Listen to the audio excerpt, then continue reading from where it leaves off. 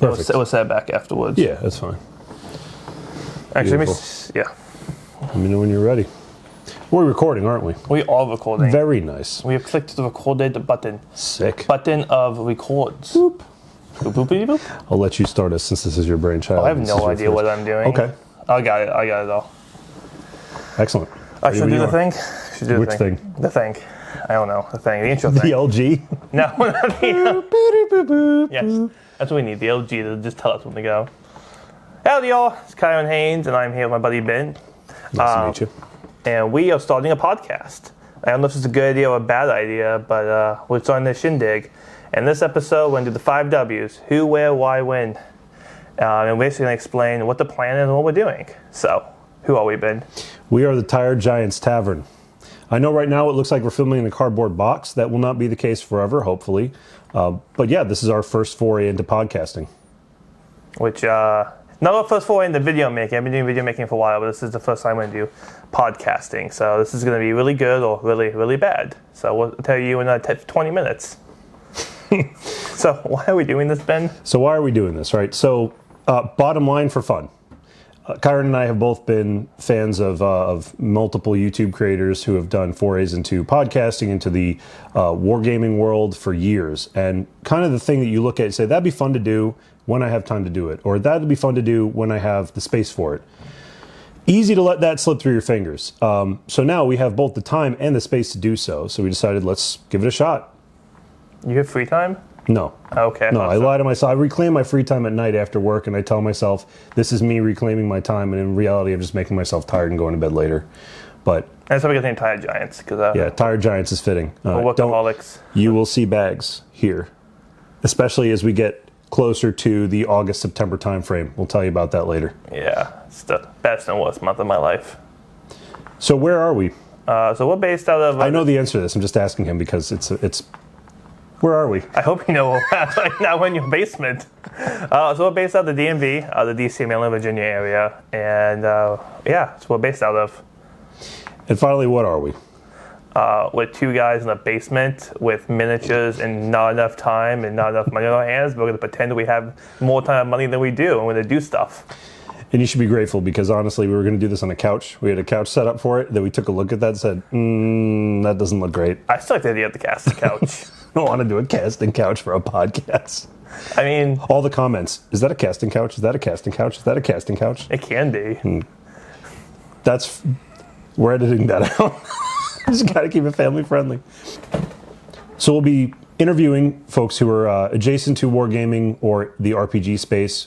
And of course, I probably don't need to tell you this, but RPGs being Dungeons & Dragons, Merkborg, anything like that. And then wargaming, we're talking about, of course, the elephant in the room, Warhammer and everything under the Warhammer umbrella. Right, so you've got Warhammer 40,000, Age of Sigmar, the Old World. If we get around to it, Legions Imperialis, Warcry, Kill Team, and I'm blanking here, Underworlds. Yeah. Right. A couple other games we'll probably cover, Battletech. We'd like to cover Malifaux. We'd like to cover some of the more niche games like Turnip 28, if you've heard of that. Trench Crusade. Trench Crusade. Big World War I history fan over here, so I think the minute Trench Crusade came up, Kyron was ready to jump all over that. I love historical. I just don't love the historical community. That's another problem. Yeah. That's on that note. You probably won't see a ton of historicals on this channel. It's not that Kyron and I don't love the historical gaming idea. It's just that the community in our area is very hard to break into. It's kind of isolated a little bit, I think is the word. They all have AARP memberships, and we don't, so we can't play with them. They're a bit on the older side. And of course, myself, I'm a good painter. I'm not an amazing painter, and I'm sorry, I can't get just the right blue of a Napoleonic jacket. It's not going to happen. That's actually, I got almost kicked out of my first bolt action event. I had the wrong emblems for the 82nd on the wrong side of the helmet, and I got lectured by a 75-year-old man about how I respect veterans. I had to remind him that I also served in the army. Yeah, really. And that it's not the end of the world. No, it's not. So it's not that we wouldn't like to do historical gaming, and maybe sometime in the future we will. It's just that community, at least around the DMV area, a little hard to break into. And I'm sure Kyron will wind up getting himself kicked out of the first event we go to anyway. So yes. But we'll keep an eye here. I also have to learn how to play these games first. That's another important part to learn to play. Isn't Bolt Action's getting a new edition soon? It is. The edition's about to come out of right meow. I've heard and again, take this with a grain of salt. I've never played bolt action. I've never rolled any of the funny dice that go with it. But I believe it's supposed to make it a little more accessible, sort of in the same vein of what Games Workshop did with 40K 10th edition and AOS 4th edition. So you don't need an AARP membership to get into it? No, exactly. Okay. You know? It makes it easier for the rest of mankind. Yeah, I agree. So we'll cover that list of games and kind of topics. As far as we're also, well, I should say we're still looking at conventions as well, right? Convention adjacent things, attending conventions, going to, for example, Nova Open, Las Vegas Open, Adepticon, those types of events. Some of the smaller ones, Richmond Open, Captain Con, very excited about those. We have a little bit of experience between us in the convention space. We are both volunteer staff with the Nova Open Wargaming Convention that happens in DC every year around Labor Day weekend. We will be talking about that in a separate episode, just kind of a retrospective of our experiences there.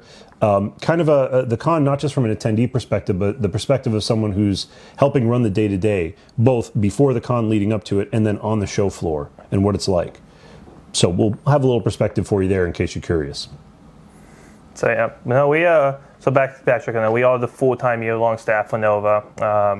So we have some little bias there, and we have some behind-the-scenes stuff for that. But also, I help work with the Richmond Open. I'm the social media manager, and I support Captain Con, which is another amazing event up in Rhode Island every February. Don't quote me, I'll put the thing up on the screen on the link down below.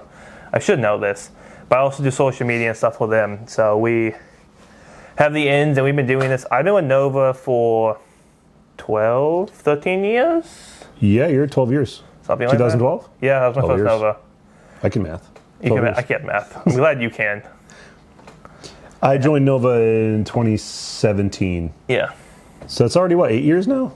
Wait, no, it's 7. I can't math. Seven. I can't math. You just told me you I can't math. I'm sorry. Yeah. 7 years. And it's been a ride. It's been an amazing experience. We love everyone in the Nova family. So we're going to be expanding a little bit, Kyron and I, going to some of these different conventions and getting a perspective outside that. First on the block would probably be, if we can get out there, if I can make the time, and if you're not on travel, for unrelated reasons, of course, PAX Unplugged would probably be the first foray. If not, then we're looking at Captain Con. Right? So, Captain Con's, again, in February, I believe. I'm slotted for Captain Con because I do the social media stuff at the con for them, along with other stuff, so... with any luck, at least I'll be going. Hopefully you can come with me. I'll be coming. Okay, and then we'll go to Captain Con, and that'll be, the point of that one will be like interviews with Captain Con staff, with vendors, with gamers, because we have a lot of access to that. But with access, great access comes great responsibility, right? We have to help show them and do stuff in a good light for them. So. We're just trying to live up to that Tired Giants Tavern name. So again, when you see the bags under our eyes, there's a good chance we're filming before, during, or after a convention we're either attending or helping with. Something else I think we want to talk about here, also something to expect from the channel. This is podcasts right now. We're going to be speaking about podcasts, but we are also going to be doing battle reports. Again, I mentioned that we would cover some game systems, but this is also sort of my way of saying we will also be playing those game systems. Mm-hmm. Caveat, Kyron and I are humans. We're tired humans. We're going to get rules wrong, probably. I don't even know how to play these games, so I'm definitely going to get rules wrong. He's going to be a first-timer for some of these. However, we will do our best, and we will. And anytime someone says something in a comment, or if we do a live stream, we will take it to heart. We'll double-check. We'll try to make sure our rules are as good as we can for your viewing pleasure and for the sake of our sanity. Another thing I want to mention about the battle reports, we won't just do battle reports, like watch two dudes who are mediocre at playing games try to maybe a little bit get better at playing games, but also narrative events, narrative campaigns. A lot of the heart and soul of wargaming is the narrative. Competitive events are fun, GTs are fun. I don't think you'll see me at a GT anytime soon. I'm not quite good enough in any of these games to be a competitive player, but I do enjoy playing them. You'll probably see a lot more narrative content on the channel if I have a say in it. I still have the stamina to play 10 games in 3 days. Yeah, really. 9 or 10. That's my biggest issue. I want to. I just don't know how people do it.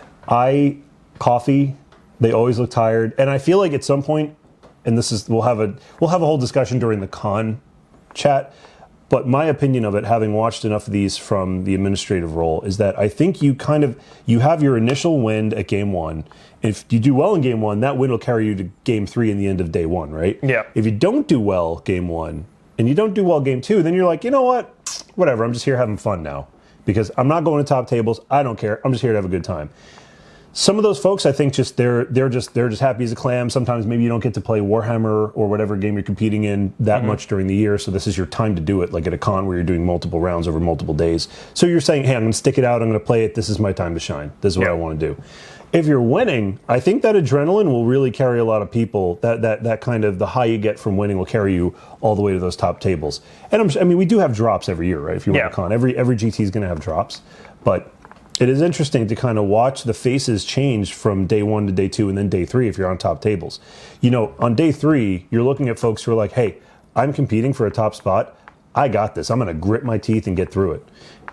And something I've been amazed about, and again, this will come back in our convention chat, is at least speaking from Nova's perspective, the exhaustion that comes with being on your 3rd day of a GT and the general atmosphere does nothing to detract from the general sportsmanship. People are pretty good about it, even at the end of the day. Like, if it was me, and my nerves are fraying by game 9, I'm looking at these folks saying, you know, I really admire them being able to keep their sportsmanship and their, for lack of a better term, professionalism up at the end of these. So again, I'm not quite good enough to even, I would probably go to a GT, 40K GT, and crash out in the first 2 rounds. But, we'll try our hand at some competitive 40K as well. We'll see if we can, cook up an interesting list for you guys to see. So yeah, and again, that goes for all these games that we're gonna get on the Bat Rep channel. You know, if we can do it and do it in a narrative way or a casual way, that's where we live. Because the big thing about narrative is we have a lot of massive narrative people in this area, and we have a lot of players in this area who love just to play for funsies. Oh yeah. So we'll be able to, with us, it's going to just be the 2 of us. We're going to bring in other people, and have other people play against each other, have other people play against us, and film the Bat Reps. We're going to start with like small games like Spearhead for AOS, Kill Team for 40K. What's the Breachy one? The Breachy one? The Breachy one, 40K. Breachy. 40K Breachy. Or they breaching ships like breachers? Boarding actions. Boarding actions. Okay, I'd never seen breachy as an adjective.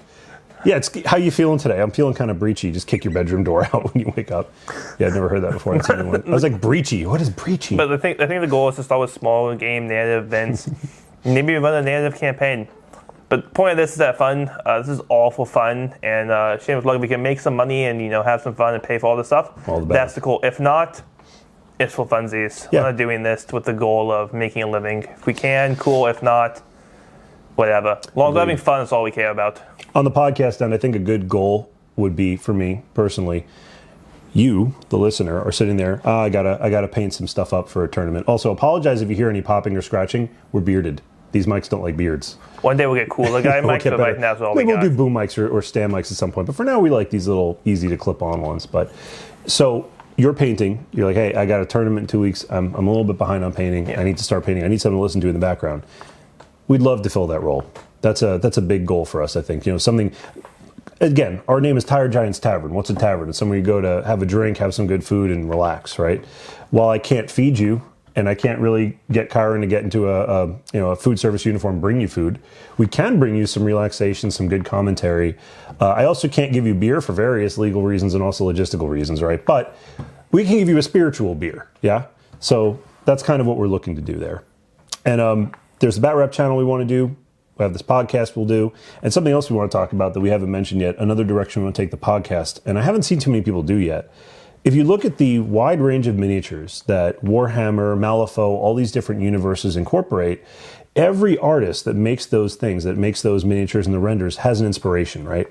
And we can't always ask for that inspiration, but we can sometimes take a look at a model or a unit and tie that back to the real world and what they're influenced by. An example, just for an example, if you look at Warhammer Age of Sigmar, I play Flesh Eater Courts.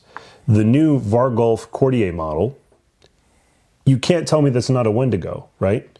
So I'd love to, for example, have an episode where we look at the model. Hey, here's the model. Here's how it's evolved over the years from weird bat bear thing to really sleek new model, the Wendigo looking one.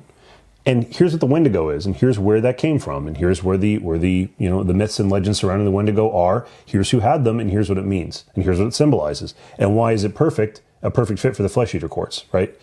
So that's an example of where we want to go and explore some of these things. And it's not just the models, but the basic concepts around the games, right? Even down to like the rules and abstraction of rules, how that might represent something in real life. So that's a probable content for future podcasts. But basically, anything we think that's cool that people like and enjoy, we also like and enjoy. So long as you're happy, we're happy, and you can sit down and jam to us while you pump out some models, because that's all I do. I just sit to podcasts or music videos and pump out lots of guardsmen, because I have an unhealthy obsession with the Imperial Guard. How many guardsmen do you have? Infantry, about 3,000. Vehicles, I'm pushing 6. That's eye-watering. I paint. For reference, Kyron's a faster painter than I am. I paint. Glaciers move faster than I move a paintbrush, right? It takes me a very long time to paint stuff. I'll show my paint jobs off when we're doing bat reps. Some of them are really good. Yeah. Some of them I really miss the mark. It doesn't matter. I don't get any faster doing it. I take my time, and I like to put some music on, or like Kyron was saying, and I was saying earlier, a war game podcast. Sometimes I also find myself listening to true crime. I'm not sure we'll ever touch on true crime here. There is Warhammer horror stories and true. We could talk about. God, they cover everything, don't they? Yeah. It's kind of getting scary. But they have true crime horror stories now. We could do. You remember that April Fool's joke where they were talking about Warhammer romance? For a split second, I thought they weren't kidding. I was like, Warhammer smut. I wouldn't be surprised. That. No. God, don't even put that idea out in the world. I won't read it, but someone will. That's the problem. The fact that someone will read it is why someone will make it. Go to Reddit. There's probably lots of Warhammer smut on Reddit. Yeah, it wouldn't surprise me. There's a content creator that actually has an NSFW Patreon, I think. I don't want to say his name. I love the guy and his content. I don't want to say it for very obvious reasons, but I think he has a Patreon where you get like Warhammer smut, essentially, as part of a bonus. Not my thing, but I don't king shit. I like his other. I like his other content. So we have a long list of creators that you see them making content, and you're like, I want to do that someday, just for fun, right? And there's too many to shout out here, but I mean, who are the two? Like right now, I've been listening to a lot of mini war gaming and play on tabletop. Absolutely adore play on tabletop's content. They're fantastic. Right? I'd be like them when I grow up. Yeah, right. One day. Exactly. When I grow up. I've been saying that to myself for years. When I grow up, I want to do this. When I grow up, and I'm like, man, I'm 36. When am I going to grow up? And then it kind of dawned on me, I'm not. I'm growing down.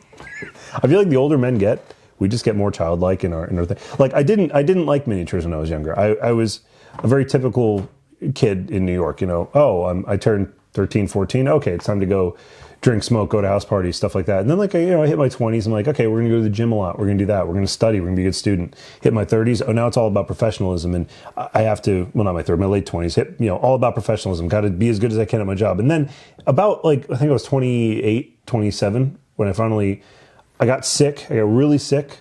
I got into Warhammer this way. I got really sick with food poisoning, and I was laid up on the couch, and I was watching YouTube, and I saw a video about Vermintide. I'm like, oh, that looks cool. So I download the game, and I'm playing with some dude online, and he's telling me about the Warhammer Age of Sigmar universe. And I'm like, oh, cool. So I could play as the Skaven. I can play the Empire of Man. And he's like, no, they blew that world up. I'm like, what?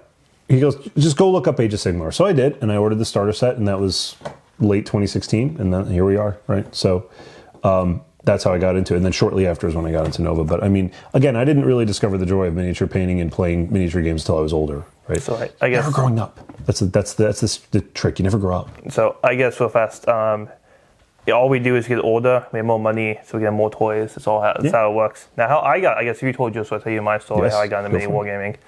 So my dad was active duty military, did 8 combat deployments in the Middle East and other places. So he was gone most of my childhood. But he was a big D&D and just miniature nerd growing up. But he did the same thing, got professional, was like, I got a family, I'm an officer, I can't do this. Came back from, I think it was Kuwait or Qatar. And we went to go visit my grandma in Yakima. And do you remember the old 10-foot tall space marines used in front of stores? That might have been before you got in the hobby. I think it was before. So they used to have these giant 10, 12-foot tall space marines of the old like this guy space marines in front of stores. That pose. I've seen that pose. I want one of those. So it was 10-foot tall statue. And I was like, I don't know that, but I want to go. I ran off in the store. It was in Tacoma, Washington, I think it was, in Tacoma. And this old guy in there was like, do you want to paint a little mini? And I'm like, I don't know what this is, but yes, let me paint this man in power armor. So I did. And then I bullied my father, 8-year-old me, and like, Dad, buy me this starter set.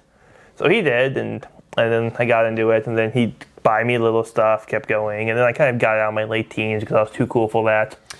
Always how it goes. Oh, my early teens, and then my father started to volunteer for Nova, so I saw that with Nova as like child labor, doing work for Nova and working for my dad with Nova. And then I got back into it big, and it's been a downhill slope ever since. Yeah, at the heart of it, what is it really? I mean, we dress up Warhammer and all of these other hobbies as something I think bigger than it is. In my mind, it's my excuse to play with plastic toy soldiers and roll dice with my friends. So, I can't think of a better reason. And I think this type of podcast is a good example of, well, how do you extrapolate on that, right? Karen and I roll dice, we paint, we do all that. Well, how do we kind of join in a little bit of a wider community than what we already have? Well, let's put it online, right? Yeah. Because no bad decision ever starts with the words, let's put it online. No, none at all. None. But this seems like a good decision, So we're very excited to be doing this. And, we hope to have more for you. We hope you guys enjoy listening to this. And this is just our introduction, right? Just a little bit about us. But in the future, we'll be addressing those topics we talked about. One of the next episodes we're going to have actually is a retrospective of the Nova Open. Again, when I mentioned earlier, what does it look like from the side running the con and attending? Because the staff at Nova, we also play in the events. We also attend it as attendees, right? You can play these games? We can. No, we can. no, I got to play in the Lord of the Rings doubles, and I'll talk about that in the next episode. I know that was an possible. adventure. Yeah. No, it was awesome. Yeah. Anything else you got? I have nothing else. I think, thank you guys for listening. Thank you for being our first guest in the entire Giants Tavern. Eventually, we will have some sort of a sign that won't always look like we've been abducted and, that we're just doing this because someone's got a force multiplier to our head. It's YouTube. Force multiplier to our head off screen or something.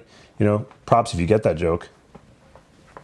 I'll know what kind of YouTube channels you listen to if you get that joke. And also, we're going to change our cup stuff like mugs, and we're looking like a tavern eventually. One day. One day. Slow roll. Right. Eventually. So we hope you guys are going to join us for the ride. Thank you very much. Thank you, Divio, if you made it to the end of this. And we will see you on the flip side. Yee!